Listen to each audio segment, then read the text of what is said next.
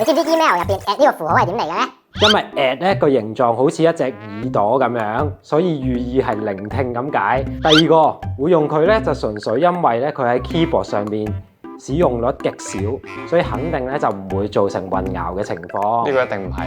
點解啊？唔知聆聽個 email 要聆聽嚟做乜嘢？感覺上唔係聽唔係第三。第三個 at 其實係一個古拉丁文嘅符號嚟嘅，意思就係傳送字嘅意思。一定係第三所以啦咧，之後就俾電腦界沿用啦。一定係第三。如果唔係第三，我你咩？你講啊！我你咩？就揀第一啦。我覺得第二喎。真咩？真咩？嚇！我哋一樣喎。